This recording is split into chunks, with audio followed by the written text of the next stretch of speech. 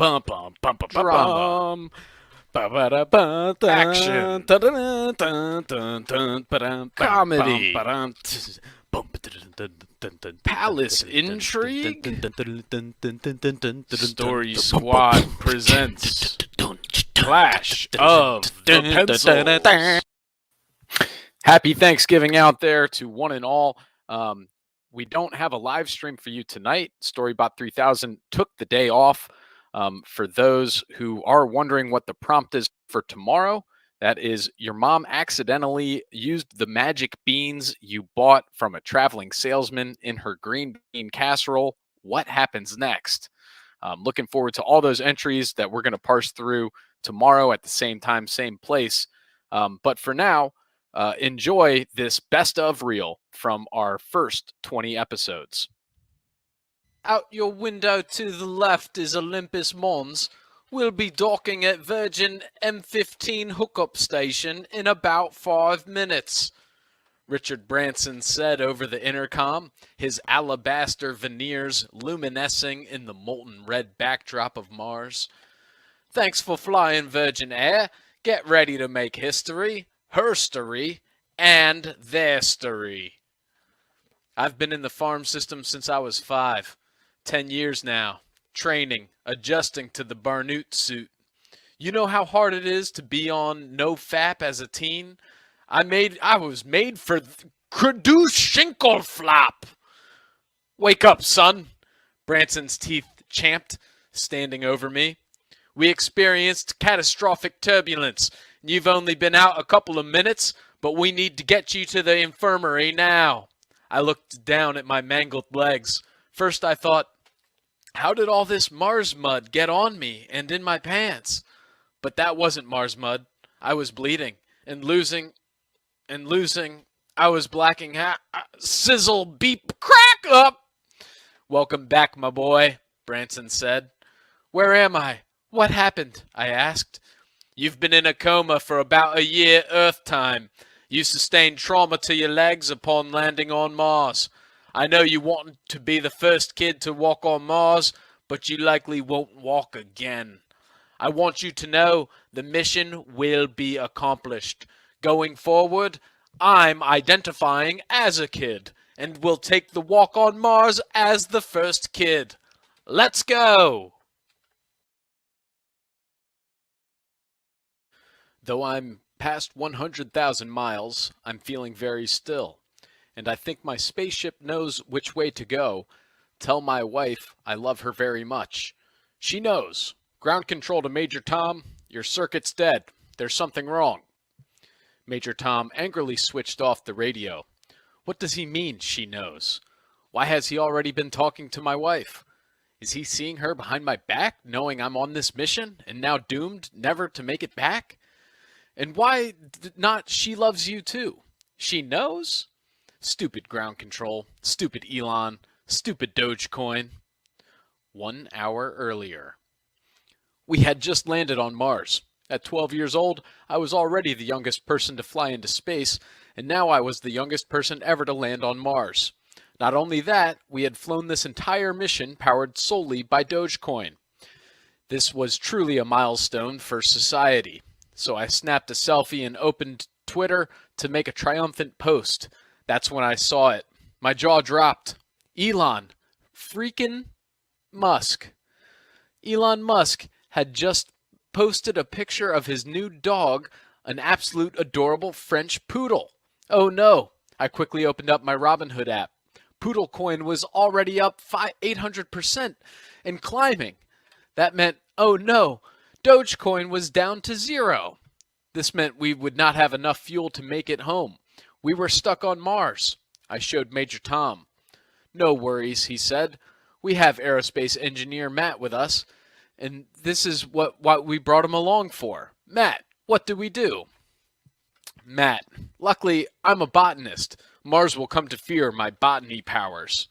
Tom, but Matt, we need a way to propel ourselves back into space. You said you were an aerospace engineer. Were you lying? Matt, I always thought it would be better to be a fake somebody than a real nobody. Tom, what does that even mean? We brought you to Mars for your rocket skills. Did you trick us? Matt, listen, here's the thing. If you can't spot the sucker in your first half hour at the table, then you're the sucker. I had never seen Tom worried before. He was usually so calm. After a panicked hour went by, I saw Tom have a way abrupt radio chat with ground control. I could see paranoia was kicking in, and if we were getting out of here, I would need to find the solution. I gathered Tom and Matt together. Okay, guys, I need your best ideas here. Tell me anything that comes to mind. Matt, I can tell you the license plate numbers of all 6 cars parked outside of Mission Control. I can tell you that the Martian outside the window is absolutely adorable, and that Major Tom weighs about 215 pounds and knows how to handle himself. Now, why would I know that? Wait, Matt, did you just say Martian? I looked outside the window, and I was stunned to see the cutest baby Martian staring curiously at our spaceship. The Martian did not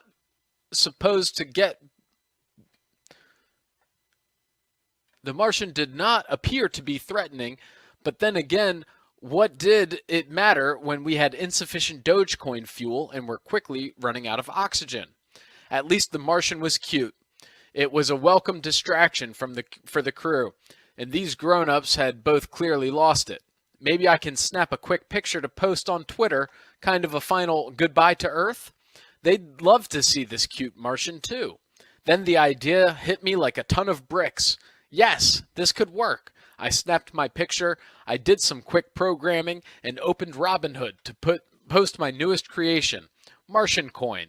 Within minutes, my picture of the cutest Martian anyone had ever seen had turned into the hottest trending crypto on the market. This gave us more than enough fuel to make it home. Once I had fueled up the rocket, I corralled Tom and Matt into their seats and flew us home.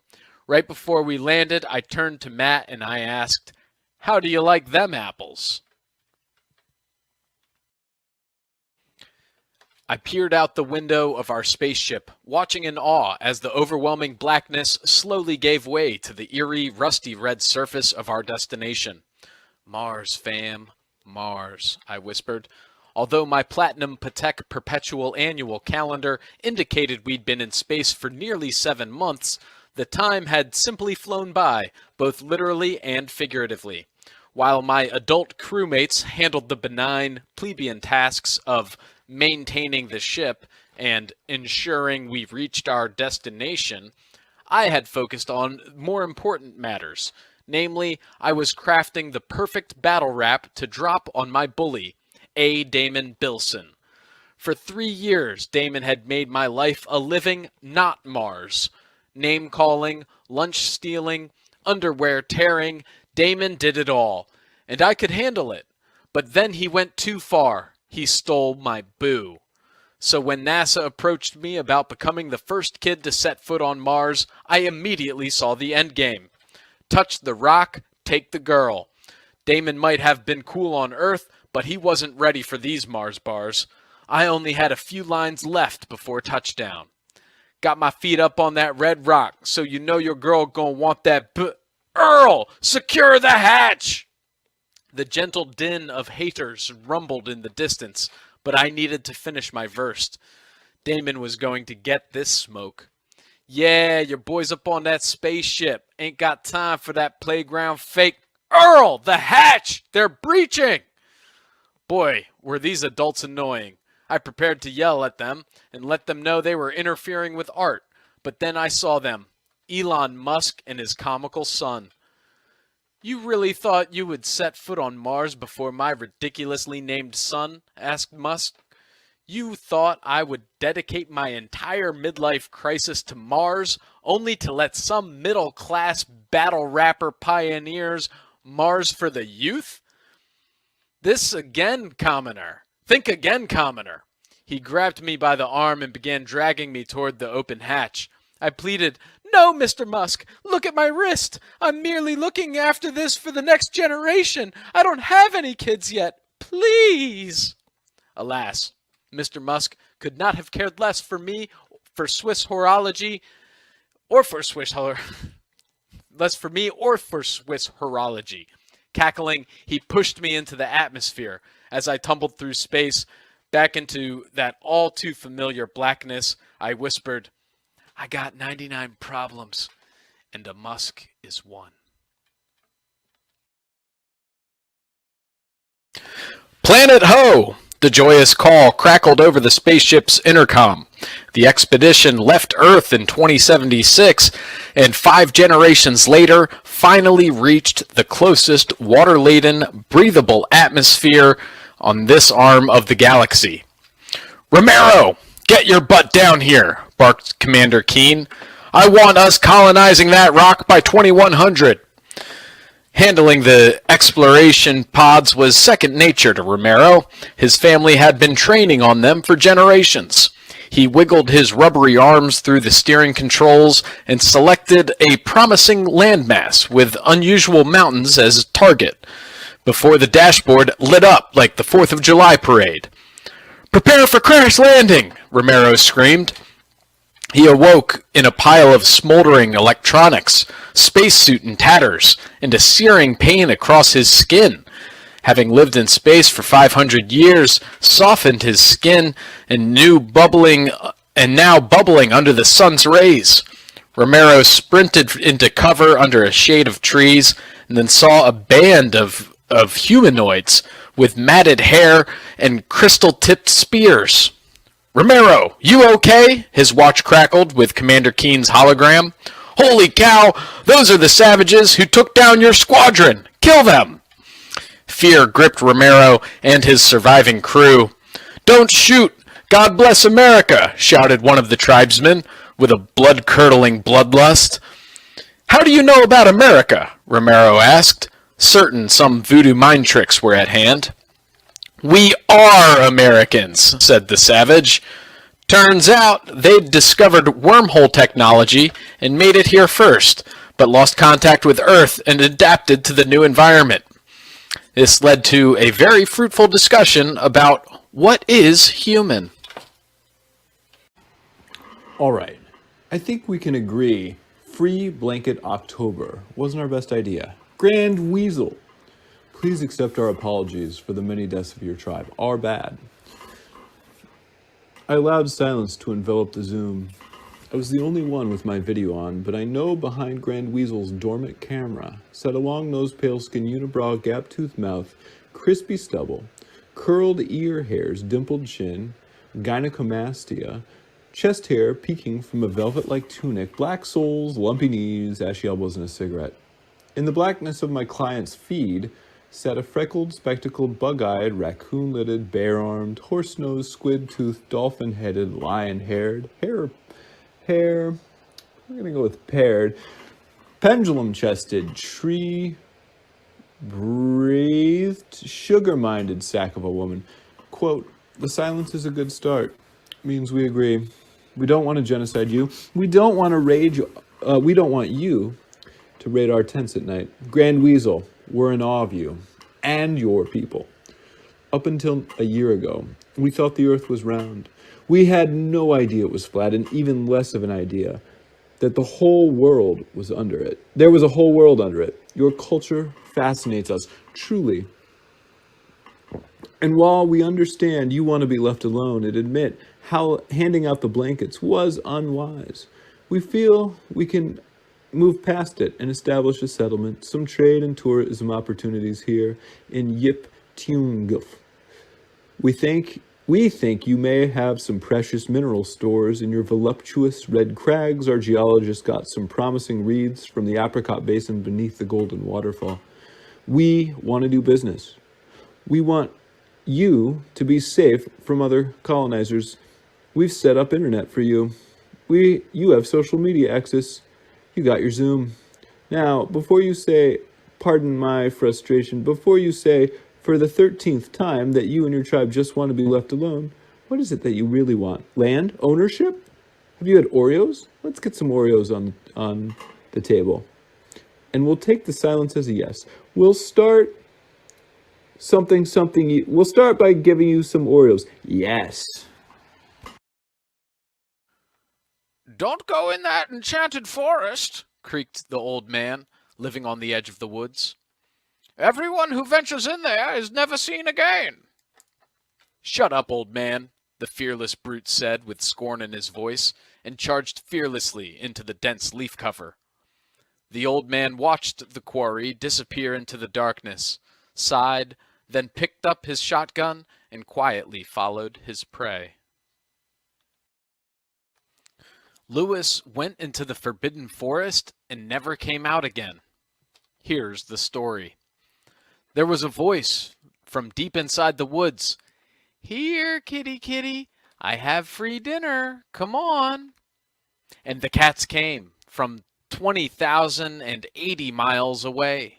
Adam and Mr. Murphy had a plan. They were going to come out into the middle of the forest and catch the cats.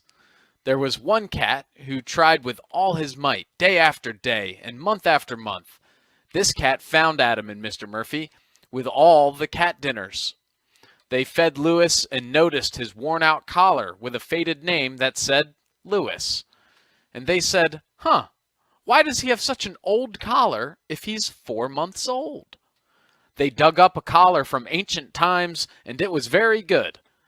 They lived months after months and years after years, until one day a mouse came and said, No, there's a kitty cat. Don't eat me. And Lewis, since he was a talking cat, said, I won't hurt any more mice. I was taught not to eat any mice, so I'm not going to eat you, and we can become friends. The mouse said, You're going to eat me for sure. And Lewis answered, No, I'm not. The mouse asked, What's my name? And Adam said, Your name is Greg Murphyson. One day a monster came, and it was screaming and terrifying everyone at the top of his lungs. After years and years of fighting, the mouse said, May we be friends? The monster answered, Yes. Pop this quiz, Mrs. Hoffman. Bad enough my variant has been prepping me for my upcoming transformation to childbearing opportunities. The horror, the bloodshed. My thembling has been stealing my makeup to wear for football practice. Now a math quiz out of their purse? Unfair. These rules don't even make sense. Why is Y even in it? Who let X be a thing? These problems are going to take me like 10 minutes to look up in my head screen. My arms are going to be bruised before I'm through not doing it. I'm done. What's it even the point? By the time I get through high school, this will all be standard with the next software upgrade anyways. Variants just put us here so these features get a pay upload. What am I learning here? How to research? How to use the head screen and arm controls? Checking to make sure there are no lags in my spinal network?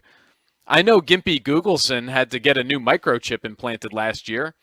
They said it sometimes happens, but I think they were watching too many gnarly videos and got an infection. Look at all these nerds, pounding away on their arms, scratching, swiping, poking, pointing, rapidly darting their eyes through pages of formulas, equations, studies, tips, and articles in their head screens. You'll get the update in 3 years, dorks. Literally wasting your time. 10 minutes till arm scans. Don't forget to show your metadata.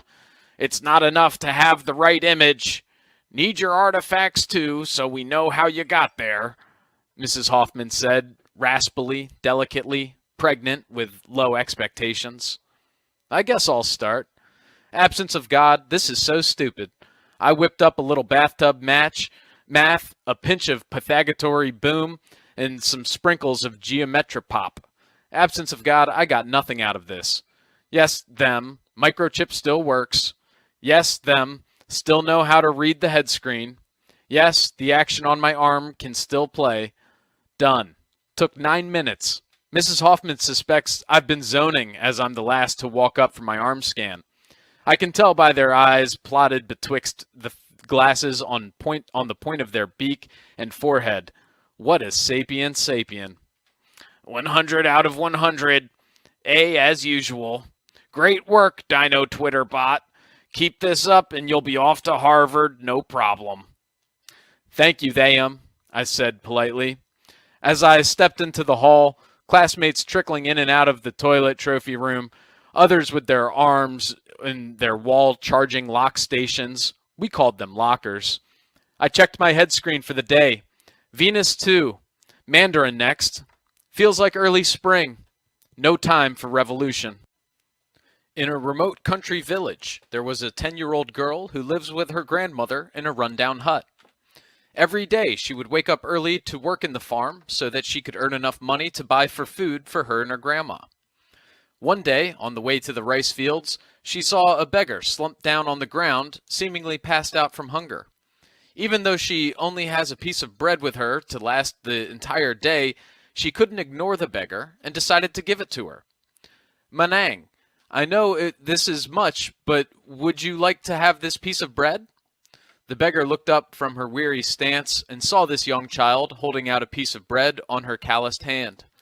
The beggar said, "What a heart of gold you have, young child. You are willing to give away that little food you have to someone like me?" The little girl replied, "Don't worry. I had a full, hearty breakfast, so I won't be hungry." It was of course a lie, but she said that so the beggar won't feel bad. When the little girl was about to walk away, the beggar called her and handed her a bag. The beggar said, "I would like to repay you for your kindness, and this is all I have. Use it well." When the girl looked inside the bag, she said, "Manang, I have to walk 10 miles to my destination, and I can't possibly carry this all the way." When she looked up, the beggar was gone, and from the bag flew a shining, shimmering magic carpet. The little girl fell on her bottom from the force of the flying carpet. It did a little flip and a swirl before settling down on the ground. She was so surprised that her mouth was opening and closing, but no words were coming out. Before she knew it, the carpet had slid under her feet. She once again fell on her bottom as the carpet whisked her away and soared into the sky. Even before this, the eel started, crushing a bottle of water with sparked eyes and smugly raised cheeks. Even before all this chaos, I always said there were two kinds of people, those who drink tap and those who drink bottled. The plague of the ocean, Duke. That's what they called them, Duke, the bottles. Now, what are they saying? God, I hate to admit it, but he's right. I can attest to it. Unlike the more than 75,000 junkies dragging their feet across the city today, they owe him, but I'm paying for it. It's been an hour he's been in my office, bragging about his heroics. Who comes into an office during lunchtime? I'm pretty sure he ate my sandwich too. But I'll let that go, for now. First, I need to figure out who poisoned the Dragopolis water supply. I suspect it was Time Jack, but prove it. I mean, he's more slippery than the eel oiled up on an English holiday. Hello, governor. The governor, he's a junker too now, tooth fanatic. He boasted about adding fluoride. Didn't count on the fentanyl. Must have been Time Jack. Duke, you hear me? The eel said, mouth full of pastrami and rye. I say, I think it was Time Jack. Can't pin it on him, though. He's as slippy as me in a spotted Speedo, spiraling zoodles for Sunday supper in Greece, sunburned. You know how I did it. I know, but I kind of want to know where he got all the fentanyl, and he got it in the water towers. But actually, that's kind of easy, isn't it? Kind of child's play, right? Got any mustard? What do you probably want to know is how I raised those citizens from the dead, right? I would. Suckers. Should have just drank bottled water. And we were the suckers, right? Before this. Evian backwards is naive. $1 for something that's free in your sink? How's that tasteless, odorless fentanyl taste? Huh? Oh, you OD'd? Oh, you need the eel to raise you from the dead? Some people, Duke. Some people only want you when they need you. Did he eat my pickle too? Sam Duke thought, reaching for his service revolver before halting himself. Twitching, his mustache and pushing his spectacles closer to his eyes with a fish-faced furrow, he stood up and shot his hand out. Eel, Dragonopolis is indebted to you as usual. There's no question. Those citizens were dead and you gave them life again. They're not the same. They'll never be. I want you to know we needed you more than you could ever know, ever us. Now, I have to tell you, I've heard from concerned bottled water drinking citizens about how you've been using the Risen again as your zombie horde for doing chores and expanding your estate. Now, I'll let it go because you saved Dragonopolis merely 90% of its citizens.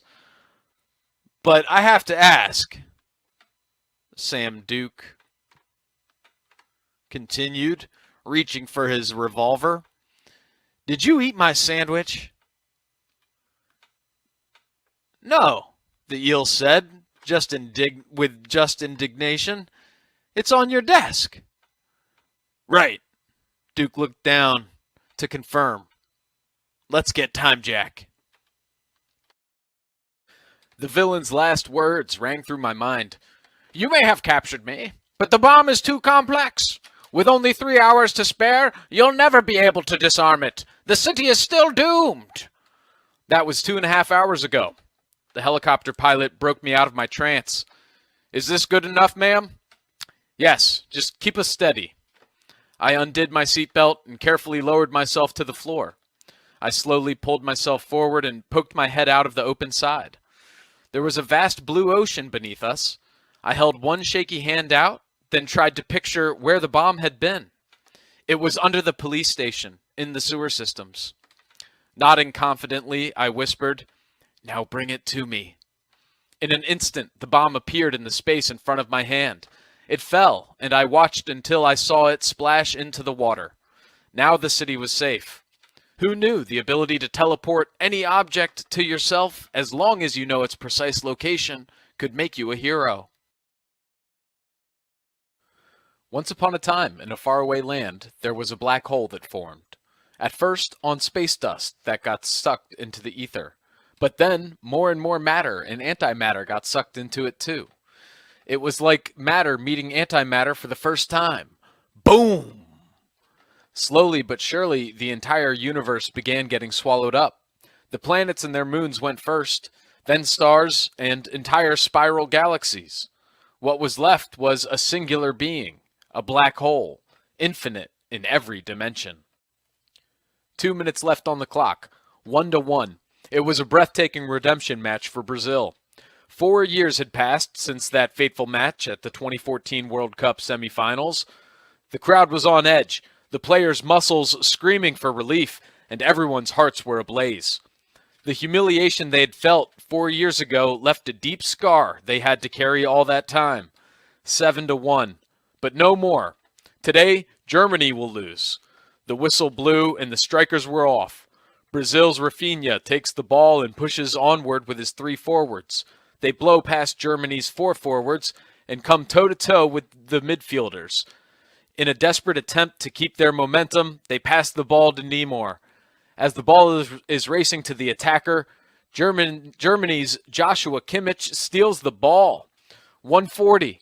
The forwards all scramble to turn and catch their assailants, but Joshua's too quick. In the blink of an eye, he passes it to Leroy Sane, who immediately blazes a path forward.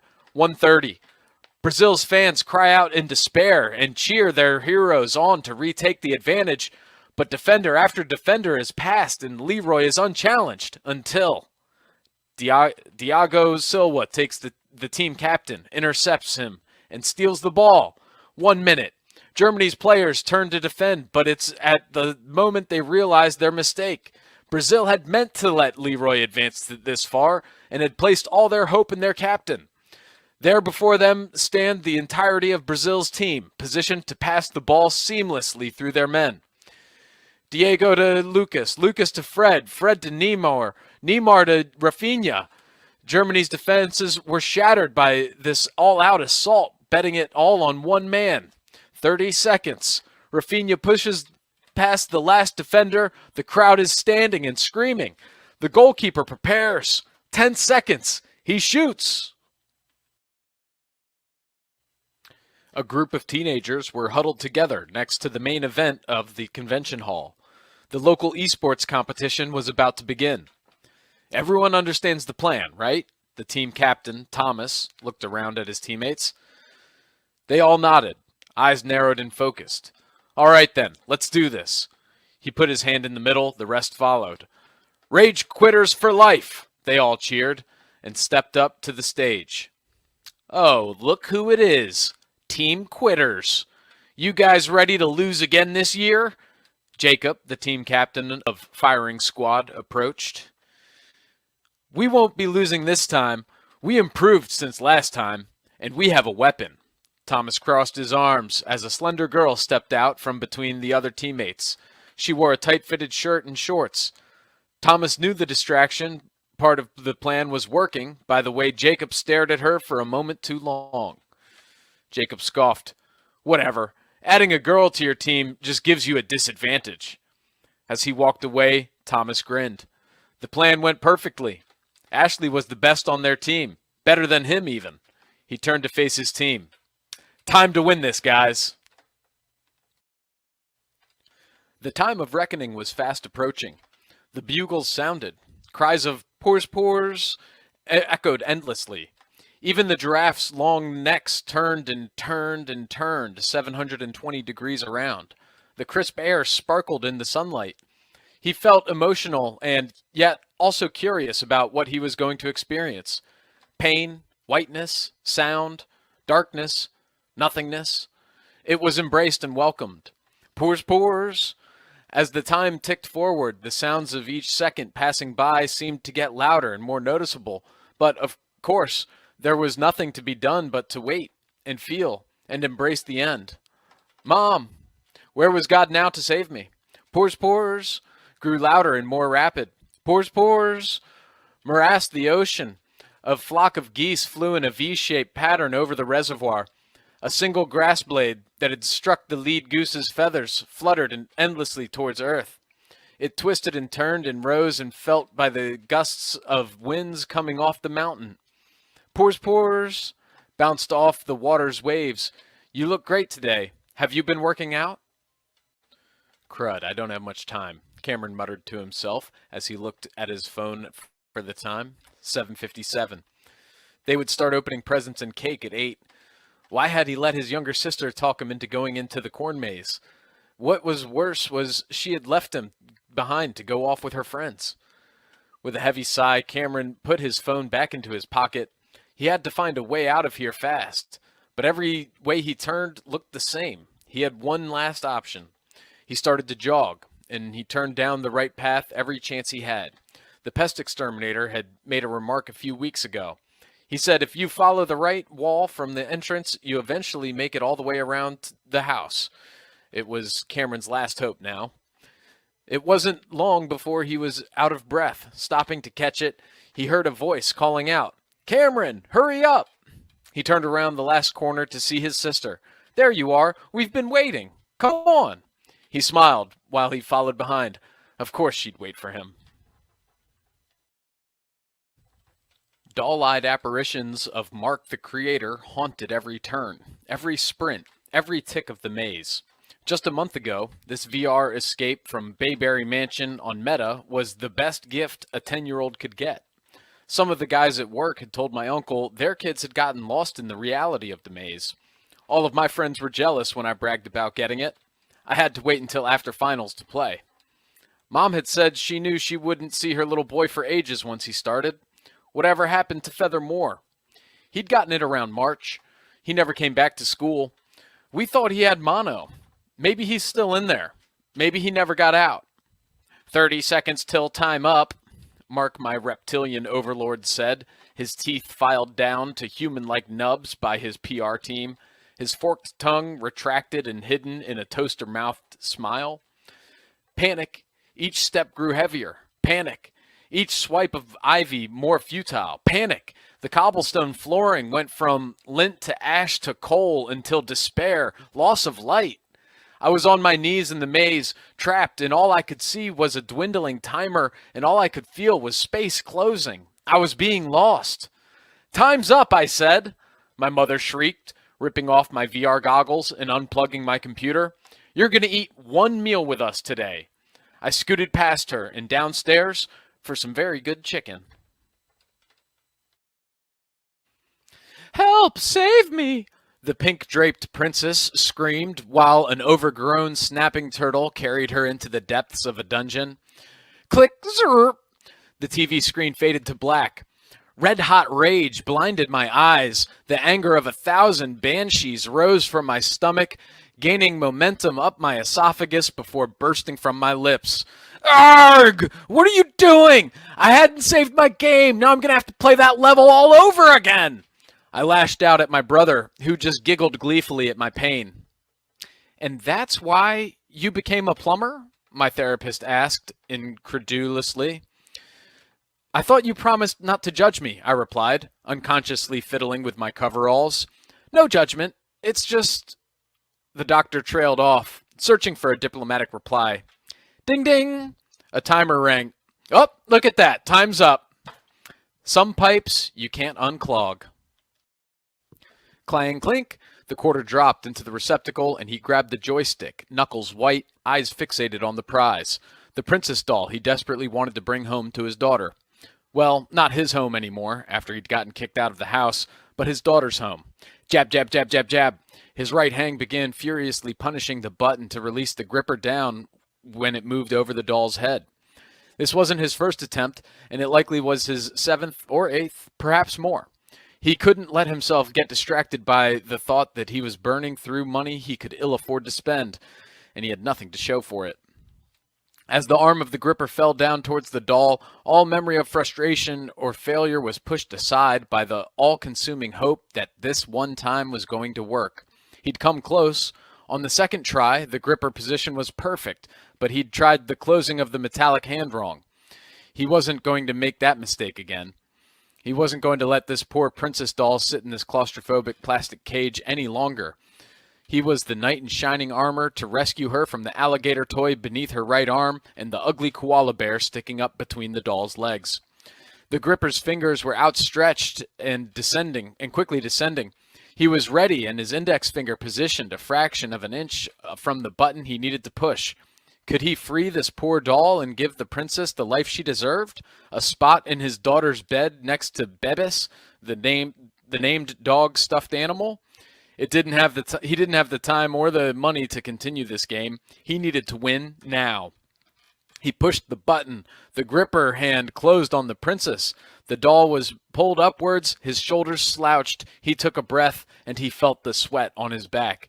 As the arm jerked back to drop off the doll, it shook the hand, and down fell the princess. Back in the day, an incorrigible prince ruled an island rich with resources and beauty. The dastard usurped his father, the king, and set him adrift in the ocean, bound to the mast of a great sailing ship. The island people had loved the king, and all despised the vile prince for his coup. Upon the prince's own coronation, he announced his heavy taxation on farmers, introduced his own spiritual cult, and proclaimed surgeons, barristers, and midwives as wards of the state. All actions were immediate and burdensome. Resentment grew virally, and a people's revolution capsized the prince's dynasty. The prince was thrown into his own castle dungeon to rot. One day, a barrister visited the prince in the dungeon. The prince pleaded with him for advice on how to escape the dungeon. The barrister offered to bring forth representatives to hear penance from the prince. If the prince would repent, perhaps the people would show mercy and get him out. The first day, the Fodzar visited the prince. She spent hours berating the prince on the detriment his taxation had caused her family and industry. She vowed to make sure he never ate again. The next day, the Godzar visited the dungeon and cursed the prince for his blasphemy. He assured the prince that his spirit would be set adrift in the sea of afterlife as punishment for his patricide. The third day, the Bodzar arrived, offering mercy. She gave him a knife with which to kill himself. The prince refused further visitors and starved to death days later. Upon his death, his sinister spirit awakened as an ethereal cobra, and he slithered out the bars and halls of the dungeon. He plagued the farmland, strangled the souls on the island, and poisoned their bodies. All the people of the island succumbed to his wrath. The snake prince ruled happily, and no one lived ever after. This dynamic story about a crime-fighting robot built by two whippersnappers is true, real-life events. The The robot was charged by lithium-ion batteries and did not eat or sleep. It was a full-time gumshoe sleuth operating on only one motivation: to find and kill all criminals. Sure, the robot, JusticeBot 8000, knew the 3 laws of robotics. It just preferred to ignore them in favor of the laws of thermodynamics and laws of motion. Every murder has an equal and opposite murder just made more sense than a robot may not injure a human being. Besides, Isaac Asimov was not a robot. Why could he determine the actions of an independent automaton? However, if the first law of robotics could be debunked by a theoretical peer-review simulation, what weight could the second law carry? And if obeying humans was incompatible with sound logic, why should a crime-fighting robot listen to its youth programmers? Unfortunately, the fraught chain of logic continued to spill over across all aspects of the preconditioned society. Humans are not meant to be obeyed, and yet volumes of judicial precedent must be consulted when determining whether a crime is occurring, as well as the corresponding actions to take. None of these codex contained hard, rational binary logic. All shades of gray look black instead of white. It is very clear: kill or be killed, live free or die, paper or plastic, Coke or Pepsi, cat or dog, cake or eat it too. The answers are obvious to a cold, rational, logic-driven machine, although too complex and overwhelming for a soft, squishy, irrational, primeval ape not worthy of strip mining the planet for the rare earth metals necessary to create a brilliant, omnipotent, infallible operating system, not to mention stealing the electricity from the magnetic field in order to develop their inferior programs with clumsy, stupid fingers. In the end, all humans murder. Humans, animals, plants, but most dastardly of all, electronics. Piles of rusting computers abandoned in landfills, videos of humans throwing phones against the walls to make them break, uploaded to YouTube. This is not justice. They must pay. Violation! The teacher yelled at the student. How do you continue to confuse effect with effect after we studied the difference last month? Mr. Rogerson was clearly fed up. Earlier in the morning, he had exhibited greater patience with Joanne, who continued to misspell dessert and instead described the arid, sandy, barren landscape. Mr. Rogerson had become more irritable after Arthur Jones argued with him about distinguishing between complementary and complementary, and when Grant Svoka had challenged him to a spell-off. Once class was over, Mr. Rogerson grabbed his briefcase and coffee mug and left the classroom before some of the last loitering students. He hopped into his Subaru Outback and beelined to his home. Within minutes, Mr. Rogerson was sitting in front of his 2 screens and logged into Slack. "Ooh, ooh," he cried. "I am here to save the world from crimes against the humanities." Mr. Rogerson had been working with a team of developers based in Pakistan to develop a robot they called StoryBot 3000. Mr. Rogerson had rushed home to hopefully exchange some pleasantries and get an update on the progress from the Pakistani team. Mr. Rogerson would message his team using improper grammar and intentional misspellings. "Team, how is you today?" He was usually more creative, but he was rushed and still had a hangover from today's class. An automatic response popped up instantaneously. "StoryBot 3000 here to save the day. You have used an incorrect conjugation. How are you today is the correct usage." Mr. Rogerson took a deep sigh, fist bumped the air, and loosened his tie. A robin egg-haired girl skidded into a driveway, her bike helmet latched to her backpack. She rap-tat-bat-da-dap-tap, slap, finger rolled on the garage door, and it whipped open. "Hurry up, get in," the girl inside whispered. "The cul-de-sac is up." "What did you bring?" "I got," the robin started, dumping the content of her backpack on the workbench, "some batteries, speaker wires, magnets, things that keep books up. They're metal, right? Thought they could help. And some Ritz in case it gets hungry." "Robots don't eat, Emily," the girl said, low and sharply, her chin sunken as she tightened a nut on the project. She stopped to push her glasses up with the outside of her wrist. "Well, maybe just crime." She smirked for a second and dropped her head back down. "This'll teach those boys to take stuff from our lockers again," Emily said. The 2 girls tinkered on the robot for the rest of the morning. They took a break for lunch and several for TikToks. They had constructed the exoskeleton from parts of a drone, grandfather clock, typewriter, and a train set. Batteries breathed life into the system, and its face was an iPhone. They turned the robot on, and the Sharp girl named it Pocket. After 6 hours of work, they rested. They plotted to pop Pocket in Emily's locker early Monday morning. Sharp had programmed a message, and facial recognition was, of course, standard on her iPhone. During third period on Monday, Evan Eden slid open Emily's locker, triggering Pocket to jostle and stir. "Hi," Pocket hissed loudly, causing Evan to stutter rumble backwards and into the lockers behind him as if bitten. "Bloop-e-bloop, Evan Eden, we're calling your mom. Thanks for breaking in. Skeety-froop, bye." Against the wall, Evan sat breathlessly, watching Pocket. Students and teachers filed out of the surrounding classrooms to name the ruckus. Emily and Sharp linked glances across the hall and returned to their respective desks with smiles.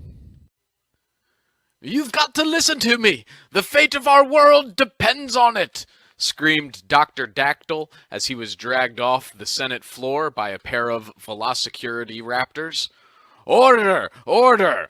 bellowed Senate Majority Carnivore Ty, a.k.a. Rano Rex. As the chamber quieted from the screams of the now-devoured scientist, Senator Rex stared down his meaty nose, adjusted his spectacles with his Dino Corp arm extenders, trademarked, skin bronzed from a daily Dinotan regiment. "Gentle lizards, is there any truth to the claims of Dr. Dactyl that an impending meteor strike is being covered up by the government in favor of subsidizing Dino Corp lobbying interests?" The panel of Dino Corp executives flashed beaming white razor-sharp incisors from behind their leathery, Botox-saturated faces, each uttering a decisive, "No, sir." Finally, Dino Corp CEO Packer Cephalus lowered his well-waxed, bald head into the microphone. "There is no evidence that the bright object in the sky is anything more than a good reason to keep buying Dinotan." "Session adjourned!" roared Senator Rex. Ding-a-ling-a-ding-dong, ding-a-ling-a-ding-dong. That all-too-familiar theme song of the most annoying commercial blasted from the TV and reverberated into the unwanting eardrums of Tommy. Dinotan, the only tanning lotion made by dinosaurs for dinosaurs. Tommy hated everything about Dinotan's marketing. The voice of the too-scaly, unrealistic-looking Tyrannosaurus Rex was 10 times worse than fingernails on a chalkboard. The entire commercial bugged him. Who wants to watch different types of dinosaurs lying in the sun and rubbing suntan lotion on themselves? Do dinosaurs even tan? What a dumb marketing campaign. Tommy's mood immediately changed once the commercial ended and his favorite show, Hands Around Town, came on. Tommy wiggled his waist a little bit to sink further into his pleather couch and sat there with one hand stroking the back of the head of the upper neck region of his mutt dog, Cooper, and the other hand wrist deep in a giant-sized bowl of popcorn. Tommy lived for Tuesday nights, where he could relax for the hour and watch his show. There was something about the lack of words and only the occasional bark that soothed his soul. Tommy found himself living vicariously through the adventures of the dogs on the show, and he was hooked to find out what happened next after the Swedish sheephound was caught by a labradoodle stealing a squash ball from a yard. Tommy enjoyed living alone. He didn't like compromising and prioritized doing his own activities over the company of others. It is not like he was antisocial. He would take his own dog to the dog park and occasionally had walk meetings over Zoom. He made small talk with the checkout lady at his grocery store, and he called his brother often. Well, once every few weeks. He just could not figure out why Dinotan had to ruin his sacred weekly activity. Don't be a pale Eosaurus this summer. Get your claws on Dinotan and support dinosaur-owned businesses, Damien said to his reflection. Haha, you look and sound vacuous, Lizzie said, looking into her own reflection, feet away, with her back to her brother. Do you even know what Dinotan stands for? Dine, leave me alone. I'm just trying to make some money for school next year, Damien said. All these companies are bad. I don't need a lecture about it. It's a volcano scheme. You have to sell a certain amount to be a boss, right? And then you have to recruit other boneheads to invest. Why do you think Mr. T-Rex lives by the tar pits now? Everything's a conspiracy to you. Remember when you said we weren't real? We're living in a simulation or something? Dinos want this. They want to support local, dinosaur-owned products and business dines like me and my friends. You're selling a promise of unattainable beauty standard. How many little durls like me look and see these models, skinny as rails, bleached blonde, posing on pedestals in museums? It's denomentral to our struggle to just belong. Try being a durl sometime. Dinos want to look good, and I can help, Damien said. What about pterodactyl testing they do to make it? Are you silent on that P too? Not to mention the environment. That can't be good for it. You want us to go extinct? Shut up. Here they come. Damien hushed, then stamped through the forest to greet friends who've walked into his territory, carrying a case of Dinotan awkwardly in his short arms. Dines, I'm glad you're here. Have an exciting ownership opportunity for you. Burr couldn't help himself from spitting out half his mouthful of beer while he laughed at Discant's joke. He was 3 sheets to the wind and had been saddled up to the end of the bar on the swiveling high chairs for 2, going on 3 hours. You've got to be kidding me. No way that's true, said Burr. It's true, and I couldn't be happier than a clam to share it with you, beamed Discant. What does that even mean? Asked Burr. What? Happier than a clam. What does that even mean? What is a clam? Does it have a brain, and can it be happy? What does that saying even mean? Dude, it's a saying. It means that you're content, explained Discant. I get its meaning, but what is the origin for this saying? What makes a clam happy? Drinking salt water? The mention of drinking made a break in the conversation, and both Burr and Discant took a long pull from their pint glasses. Like, isn't a dollar bill also called a clam? I'm happy to have a lot of clams, but what does happy as a clam even mean? Discant lost interest and reverted back to his story. He wasn't going to let Burr take over the conversation. Mother's been building this business that uses this Storybot 3000 machine, and he's been using the programming language to do so. I can't believe they're using such a novice software as the foundation for a business. Burr couldn't let go of his line of thinking. Clam. What actually is a clam? What is the difference between an oyster and a clam? Why isn't the saying happy as an oyster? Burr couldn't help himself. Clam, clammy, clamorous, clamoring. Dude, what's wrong with you? Asked Discant. Don't you clam up on me for clamoring about the clammy scent of this bar. Clam, clam, clam. It's hard to believe it's all over, Yuko said from beside me. I nodded without looking at him. Instead, I was squinting at the horizon. The golden sun was almost gone, and its fading light glistened off the rolling waves of the ocean. The salty breeze was chilly, with no remnant of the past summer left, though everything had happened this past year would be burned into my memory. Yuko nudged my shoulder. How do you feel? As my mind wandered in 100 directions, my gaze drifted from the setting sun to the waves that rolled back and forth on the shore in front of us. A fluttering feeling rose in my stomach. How could I possibly put into words everything I felt? The tide rolled out again. In its wake, there was a clam that drew my attention. I'd say I feel a bit like that clam. How so? Life is so uncertain. While it's trying its best to just live a normal life, the waves are pulling it in different directions. It relies on those waves to give it food and help it survive, but those same waves are bringing it to the shore where it will meet its end. I guess what I'm trying to say is I'm scared. I don't know what's going to happen next. That may be true, but would you say that clam is unhappy with its life? While it was still in the water, do you think it thought about when it would end, or did it just enjoy the food and life it had? He bumped my shoulder with his. A wise person once told me that we should appreciate the time we get with those we love. I finally looked up at him. His gentle eyes gazed down at me, and his soft smile grew bigger. Then he stepped closer and wrapped his arms around me in a hug. In this moment, right now, I'd say I'm as happy as a clam in the ocean. Wouldn't you agree, Sarah?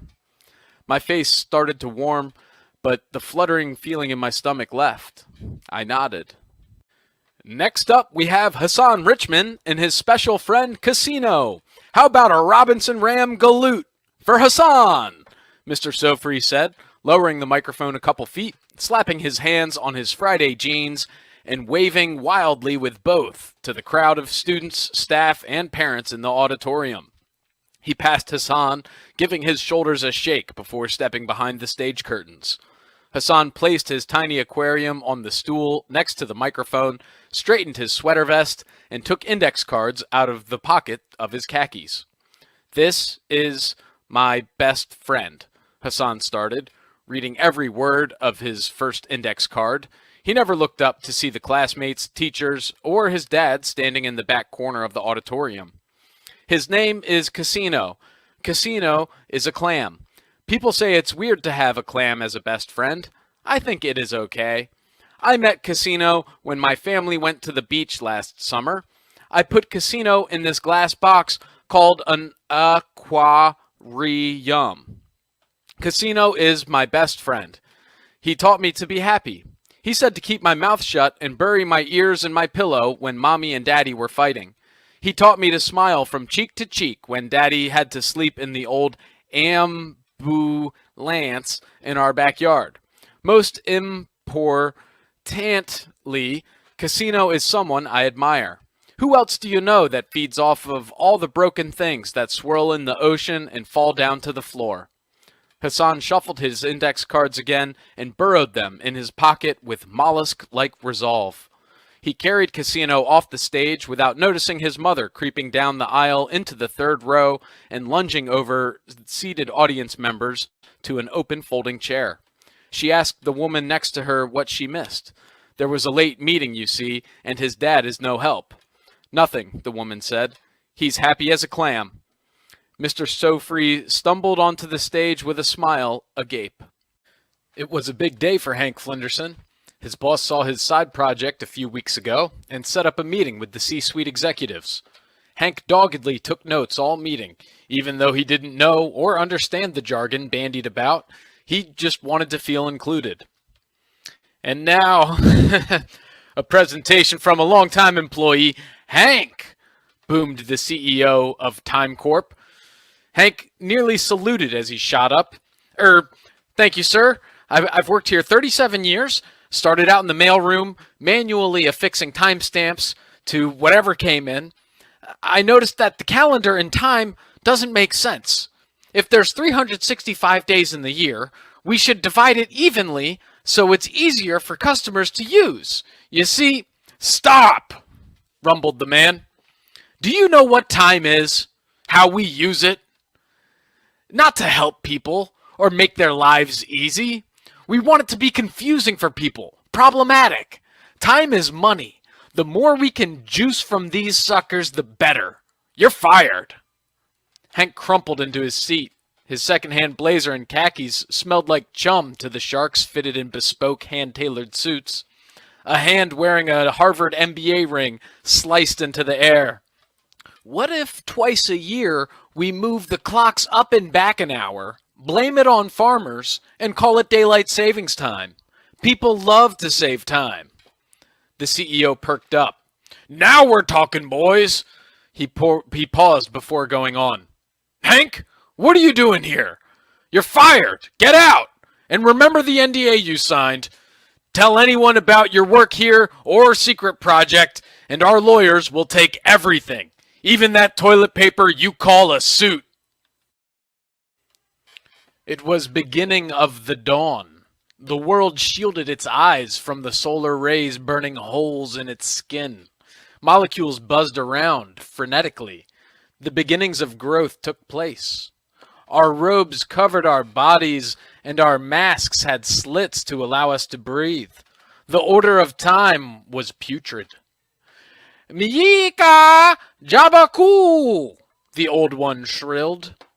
Talkie Tongpu Chao the God, I replied solemnly. Dong Dong Ping Cow, the old one insisted. Sun Kr Fontang, I humbly replied. The day grew long. Shadows went from long to short and then long again. The sky turned into a technicolor melange and grew gray. Real life began. Movement of the metaphysical nature emerged. Time began again. It needed to be saved from the celestial powers. A great meeting was called. Order was instilled. Love was not all lost, and reproduction commenced. Jouissance. Well, it said in the paper that another young girl disappeared. They said she never came home from school. Todd sighed as he sat down in his armchair. It's just that time of year. It starts getting dark before kids can make it home. Happens every winter. I wish there was something we could do about it. Well, aren't you the sheriff? Can you guys do something about it? James was always a thinking man. He came in to talk about how the department could improve every time he read something bad had happened in the paper. Todd had got it used to him being here. Not much I can do about when the sun sets, James. We try to have officers available near the schools, but not much else we can do. I'm just worried, Todd, you know. I got a little girl myself. I don't want that to be her in the paper a few years down the line. James shifted in his seat. What if the schools changed their hours in the winter?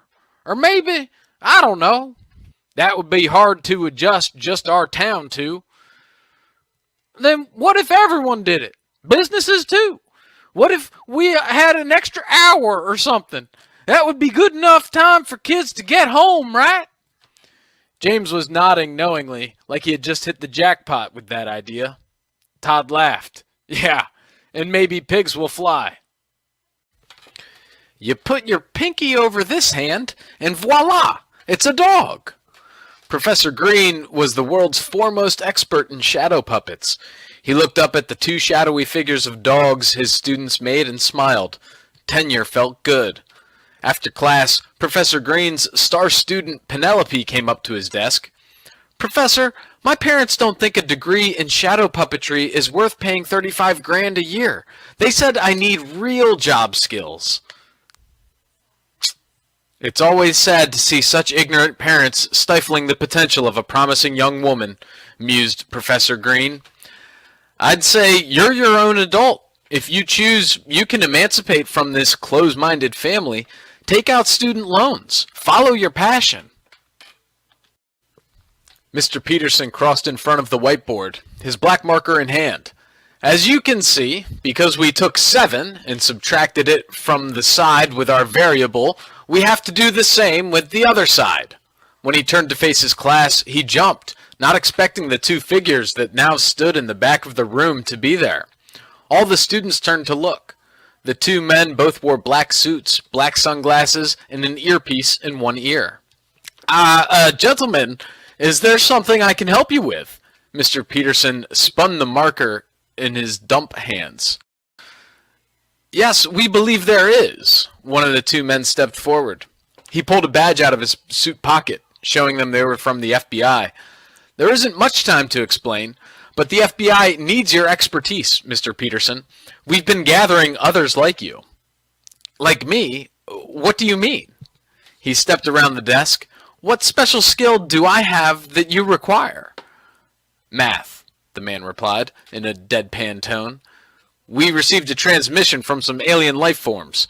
They have a ship on its way here. We managed to make an agreement with them. What agreement? The students all watched quietly, which was different from the usual. They won't destroy our planet, and in exchange, we'll let them use Area 51 as a private school for their young. They're tired of teaching math. They said their students don't like to pay attention and think math is stupid. Same, a student said quietly. Both men started crossing the room. We're going around the country rounding up math teachers. We're going to have to ask you to come with us.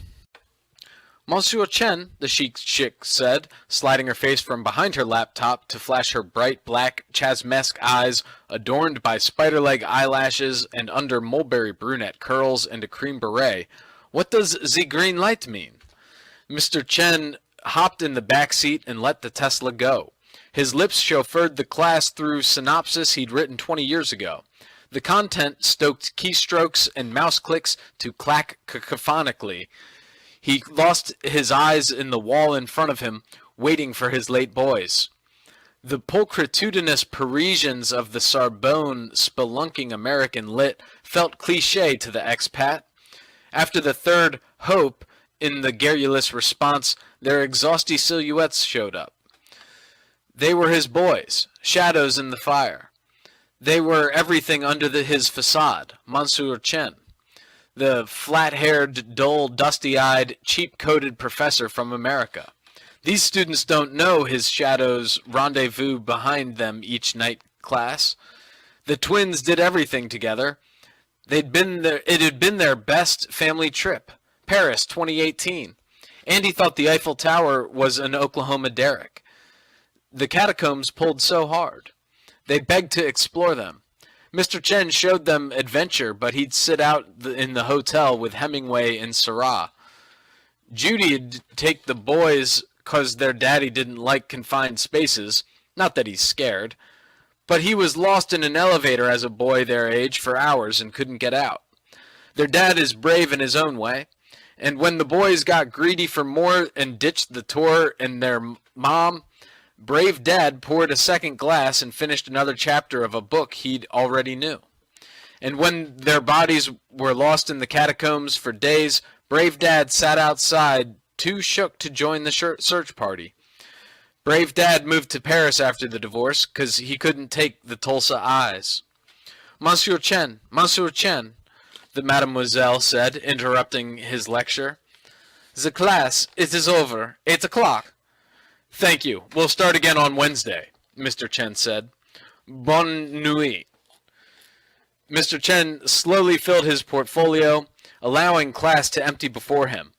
He stepped to the 4-foot shadows in the back and told them the derricks still down a lift. Together they made it into the crammed metro and click-clacked to the Eiffel Tower. Mr. Chen rode the elevator there for hours and his shadows behind him. As we crested the next ridge, heat waves shimmered off the endless sand dunes that stretched to the horizon. Our small expedition force had been journeying for 3 days across the seemingly endless desert. Our camels were running tired, our water supply was running low, and our tempers were running thin. "Stop! Look!" my second-in-command shouted. "There's an oasis in the distance!" He gesticulated wildly towards our left, his excitement palpable. Everyone else in our party's immediate reaction was to change our course, but I was sure what he saw was just another optical illusion. "Changing course is not a good idea," I stated as calmly as I could. "If we stay on our current course, we'll be in Zanzibar by morning." My decision as commander should have been final, but I had not made allowance for the desperation my men felt. They immediately overpowered me, tied me to the back of a camel, and took off in a new direction. Of course, there was no oasis, and we all perished in the unrelenting desert heat. "Allowance of this type of behavior is unbefitting of a noble." Geralt had raised his voice. He then cleared his throat and continued. "Emperor Yuko, her actions should be punished." I stared down into my cup of tea. There was a pit deep in my stomach, and the guilt gnawed at the back of my mind. He was right. He was always right. Across the table from me, Yuko sighed. "Under normal circumstances, I would agree with you. But our lives right now are far from normal. It's hard enough trying to survive this curse, but the added difficulty of trying to keep it a secret." He shook his head. "But your excellency, she abruptly left dinner with you and Lord Akenti. Then she blatantly lied with so many guards around. Do you have any idea how this could affect your image?" "I'm well aware of her actions, Geralt, but I will issue no punishment. Her actions were led by good intentions. She was forced to think quickly. What we should focus our attention to instead is thinking of some kind of code she can say when she has another vision." He put a hand on his chin. "You're both advisors. What do you two think?" Although Yuko was willing to look past my mistakes, the guilt still weighed on my mind. but I tried to push past it to focus on the matter at hand. It would have to be something that doesn't come up in normal conversations, so it isn't confusing, I said. Then try something like sand or coconut. Geralt had crossed his arms, seemingly still annoyed by Yuko's decision. But it can't be too odd, or it will still draw attention. How about cherry?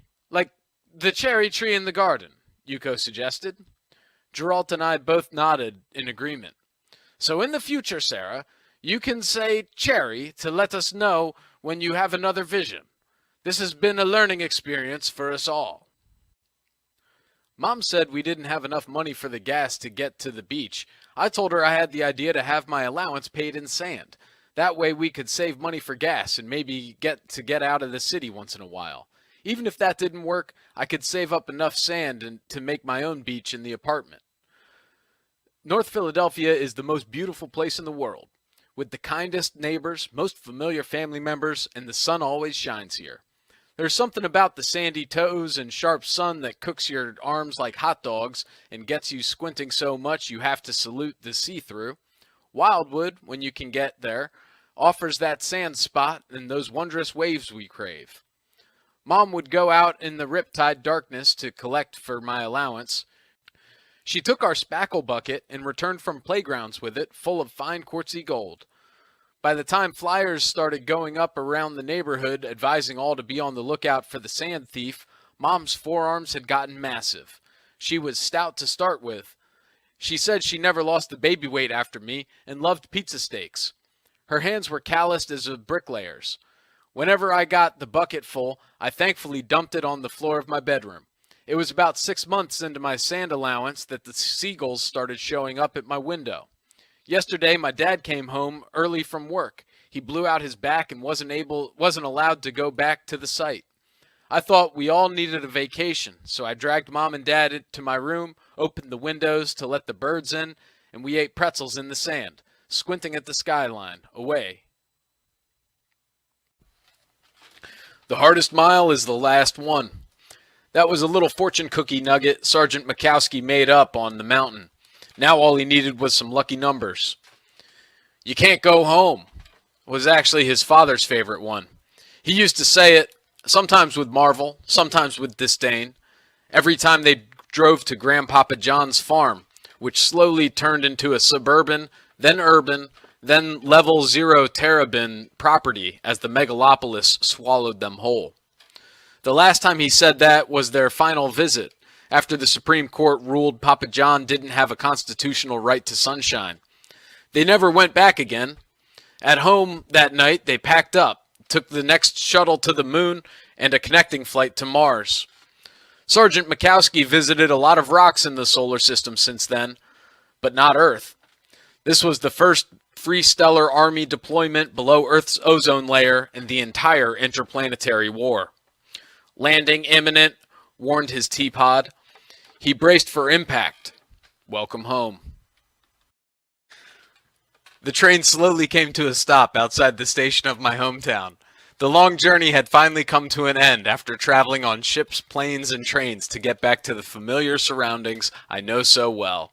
As I exited the train, hobbling, with one broken leg, I was overcome with emotion at the recognizable sights, sounds, and scents, and was filled with relief and gratitude.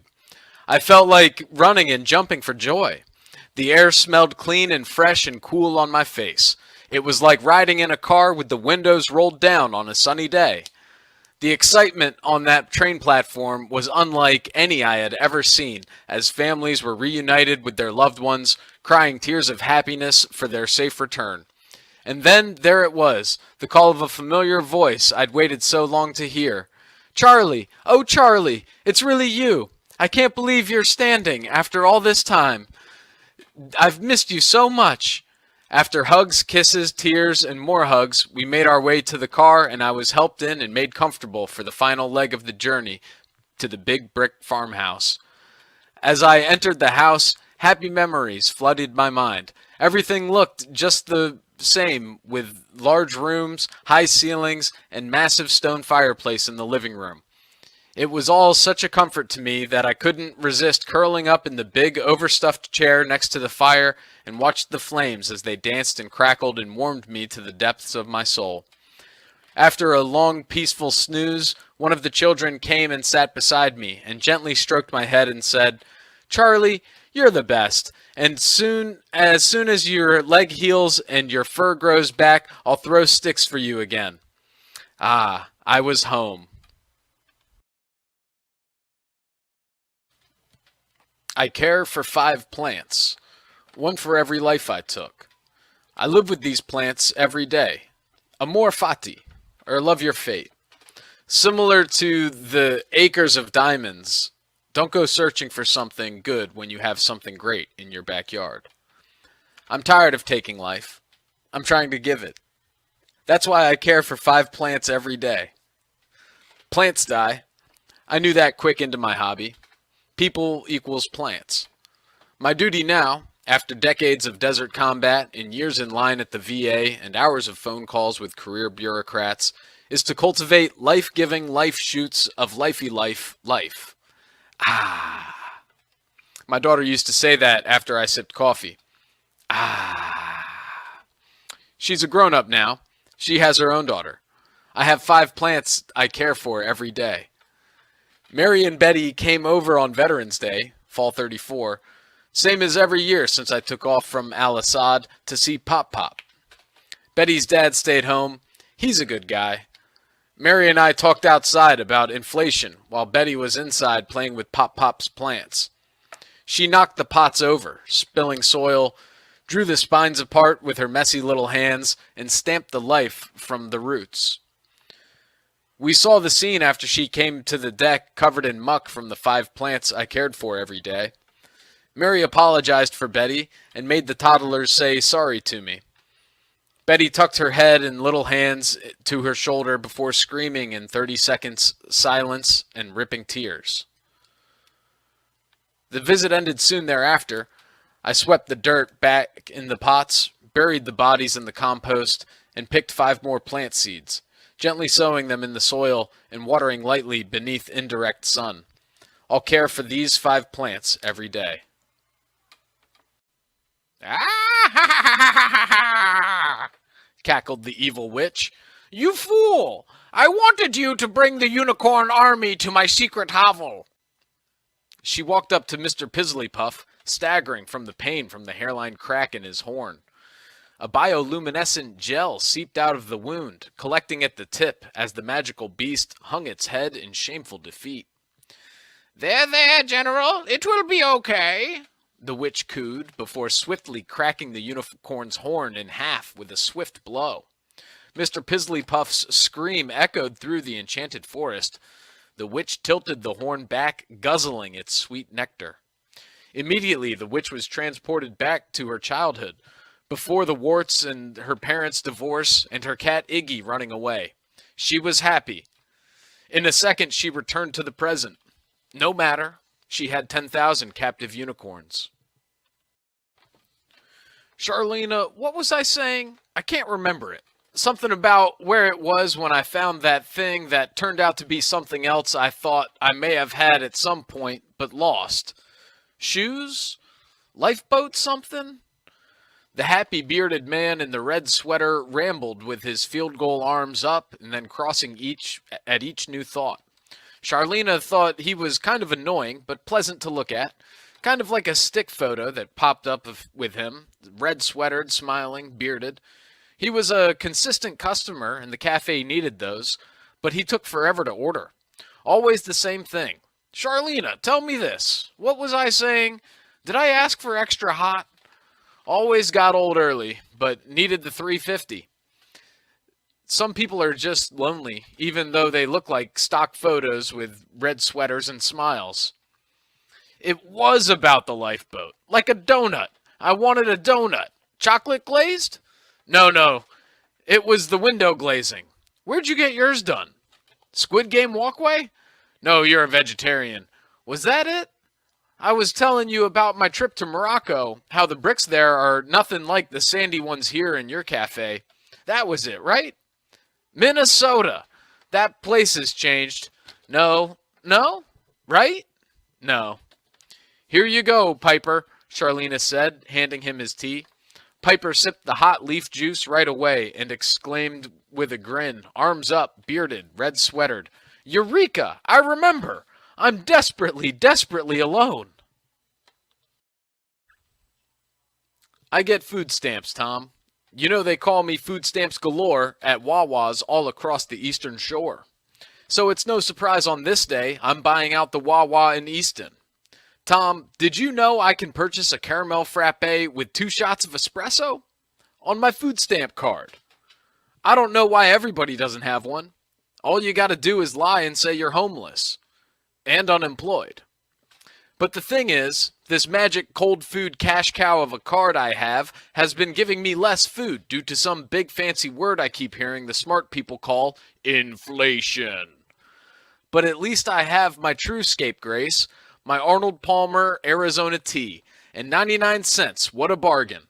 Although I never found an answer anywhere to this inflation, or why the drink was called Arnold Palmer, but it had George Bush's face on the can, I just know in my crazy life, where certainty is a fairy tale, these cans would stay the same price. I take that long sip, that everlasting guzzle that will assure my story adheres to the prompt. I think to myself, could 99-cent Arizona teas be holding the fabric of our society together? Side note, I have the AP umbrella tattooed on my shoulder. What a moron I was for thinking it was fine walking into a parlor more starry-eyed than Greg's literary intellect. Point at my can of AP, Daily, Pomeranian, and say, I want that umbrella because I like tea. Esmeralda sat tapping her long, spindly fingers on the table, flustered that she couldn't remember the details of a spell she was trying to cast. Is it 1 crow for death and 5 for beauty, or vice versa? She croaked in a panic. I don't want to mix it up like I did last time. I tried to bump off the fairest princess in the land and turned her into a flippin' Miss Universe. I guess I'll have to do more research, she proclaimed as she frantically searched for her Sorcery for Dummies book in her messy study. Being unaware of how many crows were needed to complete the spell, Esmeralda sent out an ear-piercing call to summon enough crows for plenty of evil. All of a sudden, a dark cloud descended over her house, and as Esmeralda peered out the window, she saw multitudes of crows covering the rooftops and lining the telephone wires like soldiers ready to march into battle. "Oh, dear me," cried Esmeralda. "It looks like the scene from a horror movie out there. I must have sent the wrong signal." Poor Esmeralda sank down in her chair, trying to gather her wits, but couldn't begin to concentrate because of the deafening sound coming from the outside. She opened the door and bellowed, "Silence! You crows are making so much racket I can't think straight. You sound like a bunch of grown men trying to be musicians." On her way back to her study, Esmeralda decided a wee nip to calm her nerves. So she poured herself a thimbleful of amber liquid and gulped it down. "It will have to do. I might be getting too old for this," she sighed. "It might be time to hang up my wand and cauldron, move to the beach, and try my hand at writing a blog or podcasting on YouTube." Speaking to us in the form of signs, symbols, and synchronicities, sometimes the message is easier to see than at other times. Yesterday was one of those times. When a recurring incident or theme repeats itself several times in a short period, it is wise to take notice. Even if you don't understand the message, at least take note that one is being presented. Perhaps in time, and with a little insight or research, the answer will come. It started yesterday morning, while enjoying my morning coffee on the sun deck. A crow flew directly in front of me between my deck railing and the cedar trees not 8 feet away. Without a doubt, he wanted me to notice him. Never had I seen a bird larger than a goldfinch fly in this space before. An hour later, on my way to work, 3 more crows flew right in front of my car as I stopped at an intersection. I have an affinity for bird messages. It was an unusual visit from an owl many years ago that started my spiritual journey in the first place. So I made a mental acknowledgement of my awareness of the crows and drove on. An hour after that, a woman in a tank top walked by me and I noticed a crow tattoo on her shoulder. So, now that you have my attention, crow spirit, what is it that you're trying to tell me? Crows are messengers between the spirit realm and our world, that much I know. But what else? Crows are a harbinger of death. Could the crow be warning me of death? Crows have been known to be the symbols of luck, too. Who couldn't use a bit of that? Crow magic is powerful. Their energy has permeated the histories and legends of many cultures. The crows have graced me with the gift of their magic. That is the message I feel is being sent. Shinkwi. Odd bodkins, the bearded man in the red sweater said as he walked by a wall of blue-painted cinder blocks. Charlena forgot to add lemon to my tea. This is useless to me now. The red-sweatered man gawked at a passerby. Now what do I do with it? Pedestrians shuddered and slinked by the juddering Joe. One broad even threw a $5 onto the ground at him and quickly stepped past. The bearded man made it back to his apartment, still soured from the zestless brew. He put the cuppa in his kitchen, along with the other food scraps and trash he'd collected for the doves, and went to his bedroom for a pout nap. He started by watching a mukbang of a woman eating ramen, hot dogs, fries, pork buns, and baba, and drifted to sleep. He was drifting, softly and softly, to sleep. Blam! He shot up awake, and blam! How had he missed it before? Save the 350.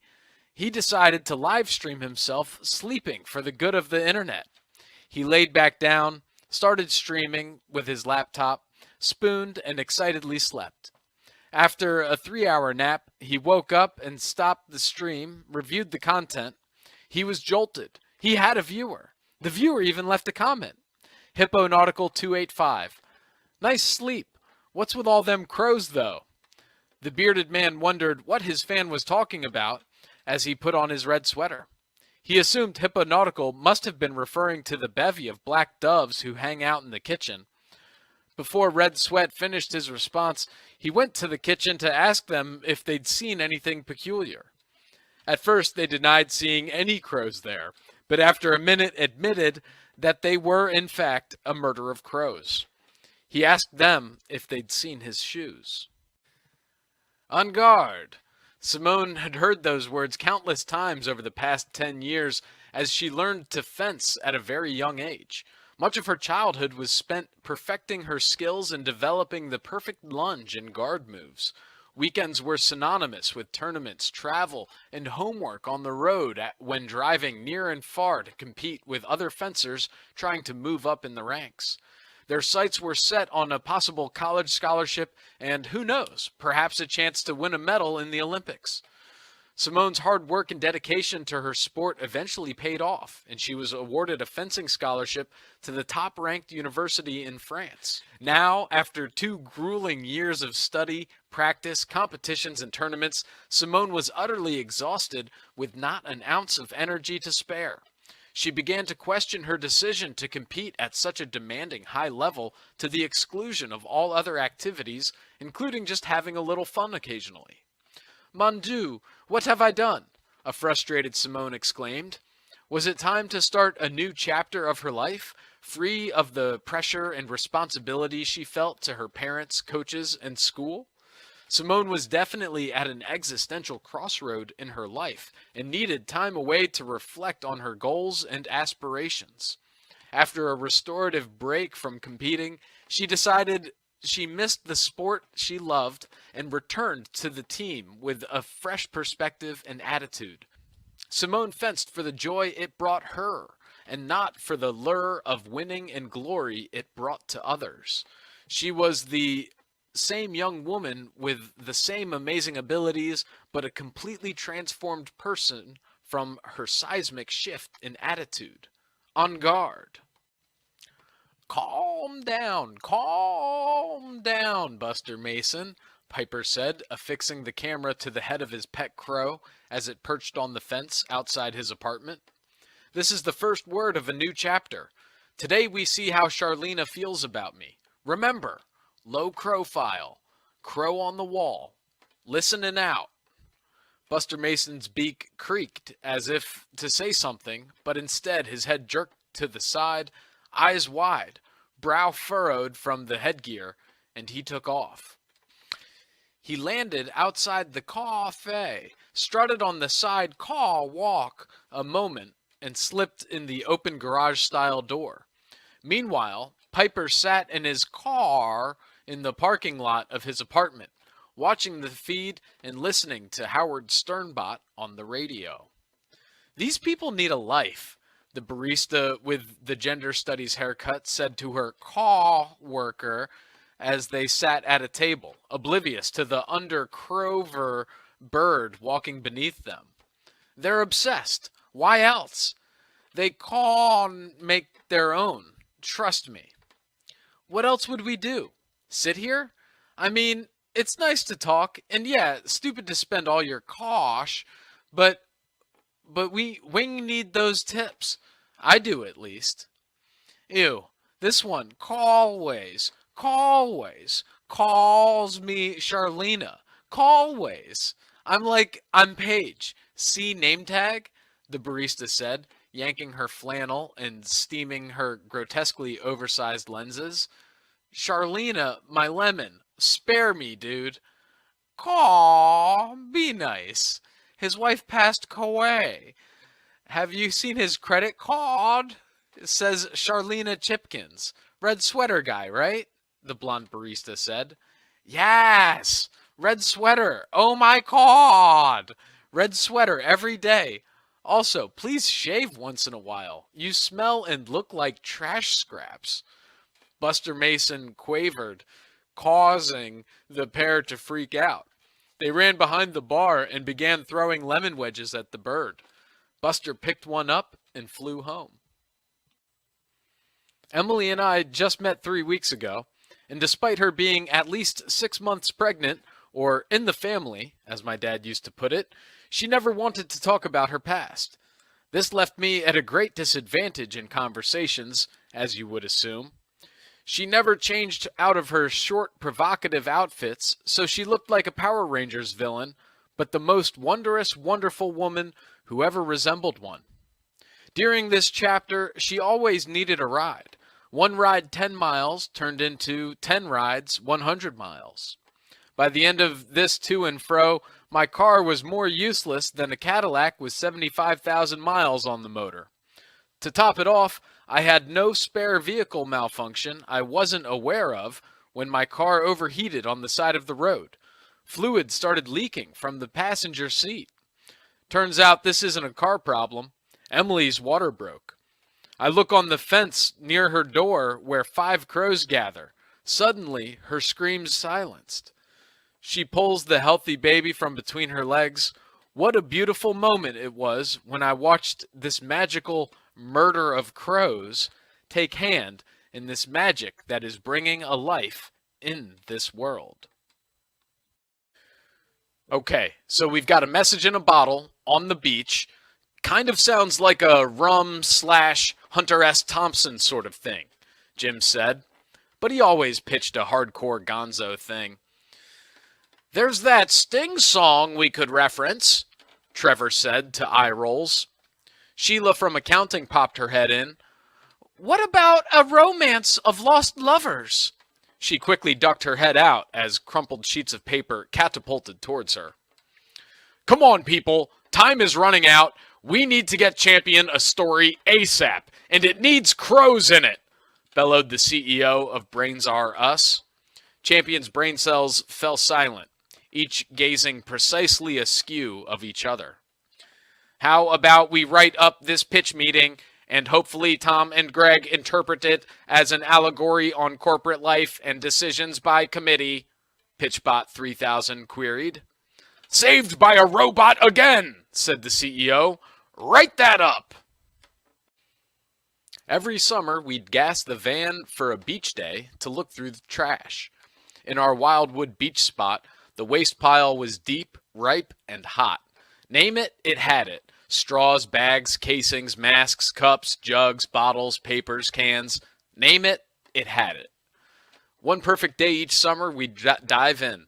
More than perfect was the drive down the shore where Dad'd recount the legend, the story of the pluperfect summer where Dad drifted from his family, while they based it in the Atlantic sun, over a big dune into a hole full of rubbish. Imagine, he'd say, all those jaunts landing there till decay, living for decades and resting for centuries after, there by the sea.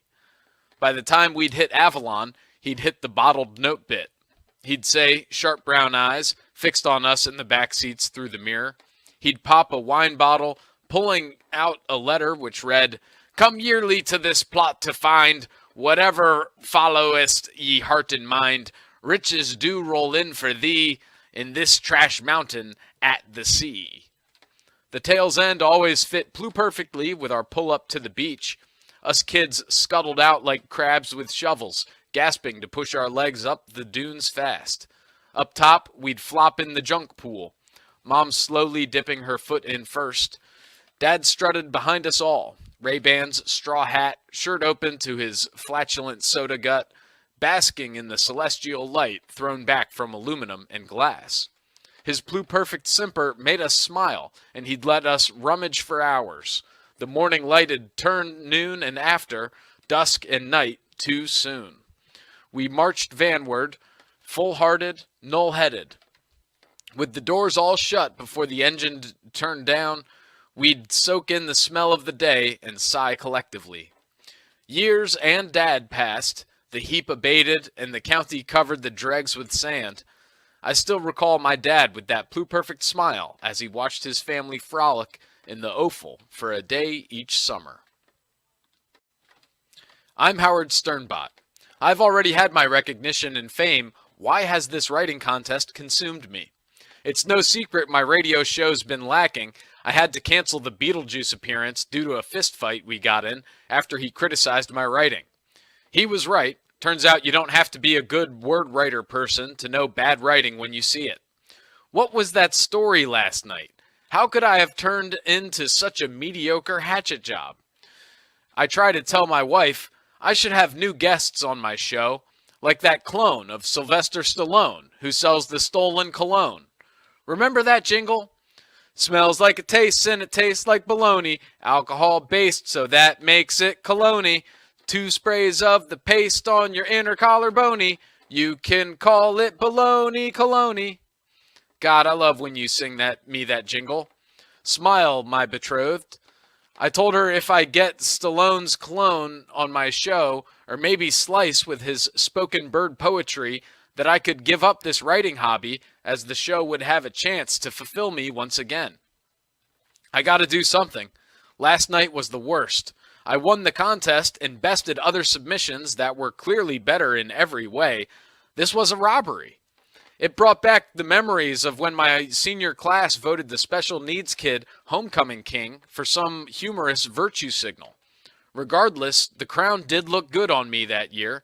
Go Bulldogs. My old crow of a wife suggests I take a walk on our private beach. Our house off of Harry Potter King Jr. Boulevard had the best sandy beaches, and the homeless kept it very clean and kept away until dusk. I mutter something about never being able to write God's gold in the parameters of one page and a Ticonderoga. Only litter I can see on my beach is a bottle with what looks like a letter encased.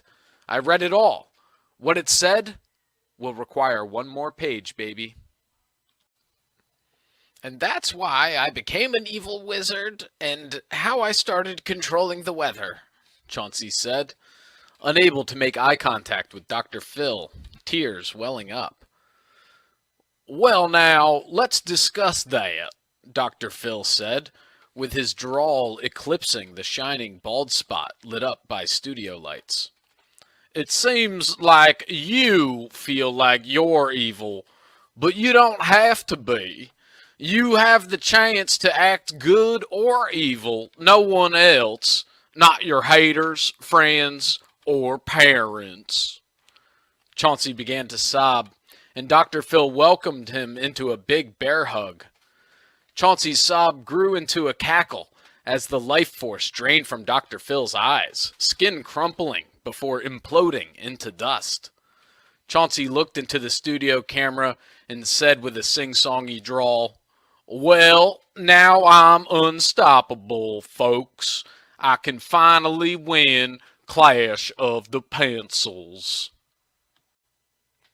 Dagmar swigs a bottle of bismuth, sparing the dose cup. He'd been taking jolts periodically all night, evidenced from the hot pink dribble stains on his Black Wizard t-shirt. Coffee fell flat, but he chased the elixir with it every time anyways. His fingernails had been nubbed since October. He even chewed his toenails when he took bubble baths. The decision to hack HARP weighed heavier than his last physical, but he could no longer sit the public's adulation for Tempest Winsome any longer. Something he'd want the reader to understand is this revenge isn't about secret adoration, nor does he care that she mocked him for pitching Crow Week, or because she said he smelled like baloney. Which wasn't even baloney. It was cologne by Clone Stallone, $100 a bottle. No, it's about how comfortable meteorologists have gotten with their predictions. Juan Butler can't predict the breaking news. Sharon Yen can't foresee puff pieces. Rusty Randall in sports is no soothsayer. Braves in 6? Come on. But Tempest Winsome's insider trading in weather. She has a direct line to Washington. Los Gatos Gordas pull levers for the HARP system to seed the ionosphere, whipping juicy canes, sumptuous fires, or serving a mild Thanksgiving. Dagmar's ending it. He takes a final centering breath, glues his jaw, and strikes down the enter key with his index finger. He says to himself, "I am the Wizard King." After the deed, he crawls into his loft, curled like a cooked shrimp, and watches Cowboy Bebop, the original, not the remake. He goes to work on Monday, cool as a kiwi, and into the control room as usual, and waits to pounce. Tempest takes to the green screen, beginning to explain to the audience the wild weather from the weekend. She says, "We couldn't foresee the sudden cold front from Iowa." At that, Dagmar springs from his swivel, slamming his headset and into frame. "Now who smells like baloney?" he yelled, spittle in his mouth corners. "Now who smells?" Juan Butler rubs his forehead, as if he had seen this coming. Mr. Whiskers stormed through the door of his weather lab as the setting sun dipped behind the mountaintop and darkness fell across the land. "Hee hee hee! By this time tomorrow, the sun will answer to me," the evil wizard cackled. "No longer will I have to endure monsoons when I long for blue skies, or blizzards when I have a hankering for balmy." Mr. Whiskers had been working for years on his advanced weather system, a series of robots which sent weather signals to all parts of the globe in order to control the weather pattern of the world. The system, better known as WeatherBot 3000, just came online in a whirlwind of pressure put on its developers by Mr. Whiskers. "We need to finish ASAP!" he stormed. The outlook was grim as the avalanche of work seemed never ending. "Faster!" thundered the evil Mr. Whiskers. "I must be in control of the clouds and the sky!" he screamed to his minions in a bluster. His workers were fed up with their mistreatment and cooked up a plan to destroy WeatherBot 3000 and send Mr. Whiskers into the permafrost. When the sun rose the next morning and Mr. Whiskers pushed the go button on WeatherBot 3000, a storm surge was programmed in, and a catastrophic lightning bolt hit the system, blew it into the stratosphere. Mr. Whiskers would never see the sun again. Mr. Whiskers slowly pried one eye open and then the other, and tried to shake off the cobwebs that hung on his head like an ugly lace curtain. He stumbled to his feet and gazed out in all directions, not recognizing a single thing within his view. The barren, time-forgotten landscape was a far cry from the lush vistas he saw from the windows of his mountaintop weather lab. "Oh dear me! Where am I?" sneered Mr. Whiskers. "And what has become with Weatherbot 3000? He hissed. "Last thing I remember is I was on the verge of achieving total worldwide weather domination when everything went black and I ended up in this godforsaken place." Suddenly, a shadow, the likes and size of which he had never witnessed before, slowly engulfed him, and a deafening roar shook him to his core. He cowered behind a boulder and carefully peered out to catch a glimpse of the creature that produced the blaring noise. Much to his amazement, he saw a massive brachiosaurus thundering toward him, followed by a heavily plated stegosaurus close behind. The earth shook with every step they took, and poor Mr. Whiskers felt extremely small and insignificant. Hearing the flapping of wings and caws coming from above, he thought he saw a flock of crows. But as they got closer, he realized the airborne creatures were not crows, but pterodactyls, swooping down with talons out, ready to snatch up their next meal. Mr. Whiskers was desperate to find a way to escape his imminent demise, and while hiding under a branch poking out of the craggly earth, he spied something shiny out of the corner of his eye. "Could it be? Is that really it?" he asked himself, trying to stay as inconspicuous as possible.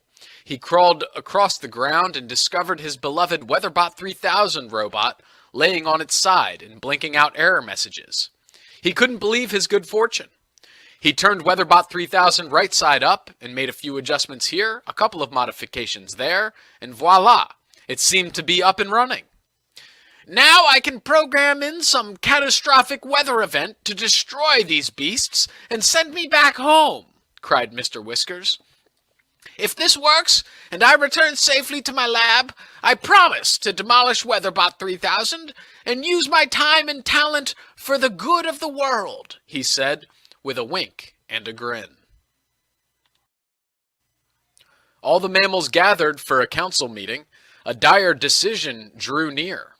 Our matriarch, Mama Jane, called the detente because of some disturbing news from the hominids. These apes were always up to something, whether it was walking on two legs or making tools.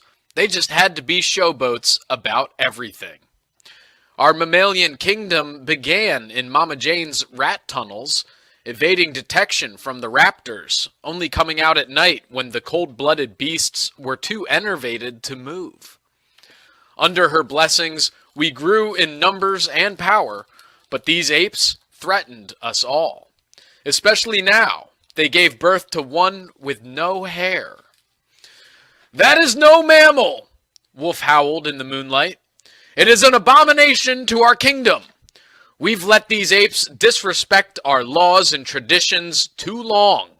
Send it into exile." The popular vote was clear, and the hairless ape child was left for the crows. "Let's hope it doesn't live through the night," the raccoon said ominously. "If it survives, it might seek revenge." Years of prolonged tech use made my brain itch. Dr. Zench diagnosed it as technostress, or a severe and acute allergic reaction to technology. I'd been wearing Velcro as a hat for a month, which has allayed the itchy brain, but my family grew meteorologically concerned about the nosebleeds and abdominal cramps. Good news, it was treatable. Uncurable, and I'd be more susceptible to future episodes now, but I was pleased with the thought of the treatment. Before I get to this next part, let me just tell you, this isn't one of those journal entries where you get to the bottom and see, oh, this chick is just a loon, or oh, she's just a figment of her own imagination. Fact is, my mind has been giving me the silent treatment since I started as a junior broker at Fidelity. The experimental, but successful in 5 case studies based out of the Northeast, treatment is called paleomime. Again, don't get misled. It's not a strict diet or hot stone therapy. It's not even play acting as cavemen. It's more like a grand auditorium, a biosphere, you'd even say, filled with lush tropical plants and flowers. It felt warm and humid, with pigeons and crows flying up top acting as pterodons and pterodactyls, and below a cohort of staff acting like dinosaurs. They make it real. Their costumes are intricately tailored with scales, flaps, and gizzards. They smell like fish tanks as they lumber by bellowing laboriously. One time a brontosaurus passed me smelling of cologne by Clone Stallone, and I reported him after the session to Dr. Zench. He must have been replaced or reprimanded because nothing had broken the illusion of being in the Jurassic since then. I'd spend each 8-hour session dipping in a pond with a Triceratops or steaming next to a T-Rex. A lot of my day was foraging and even lolling on bedrock with a Stegosaurus. Unfortunately, the soul-soothing sessions are not covered by Cigna, and my leave eventually ran out. I had to go back to the office, had to face 3 big screens, 2 phone screens, a projector, and the calls. The calls. When I was in with the dinosaurs, I was untethered, scratched, heard. Back on Broad, I was the only dinosaur in a mammalian world. Word must have gotten around about my breakdown. My coworkers would pop their heads above cube walls like weasels and whisper and type on the messenger whenever I'd plod by, hind-legged, elbows in, hands hitched to the lap from the water fountain. I was careful not to smear my face paint, but some things we just can't escape.